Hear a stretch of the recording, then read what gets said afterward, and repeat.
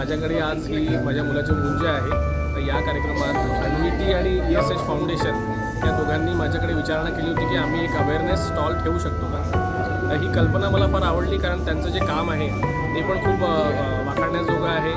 आणि त्या त्या स्टॉलबद्दल बाकीच्यांना पण पुष्कळ उत्सुकता आहे. माझ्याकडे येणाऱ्या जे आवडणारे लोक आहेत त्यांनी पण मला आधीपासून ही विचारणा केली होती की हा काय आहे. मी म्हटलं त्यांना तुमच्यासाठी सरप्राईज आहे, तुम्ही येऊन पहा, तुम्हाला नक्की आवडेल, यांचं कामही आवडेल.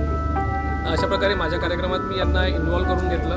माझी अशी अपेक्षा राहील की बाकीच्यांकडे पण असे काही छोटे कार्यक्रम असतील तर त्यांनी पण यांना इन्व्हॉल्व करायला पाहिजे आणि या कामात काही थोडासा तरी खारीचा वाटा आपण घ्यायला पाहिजे.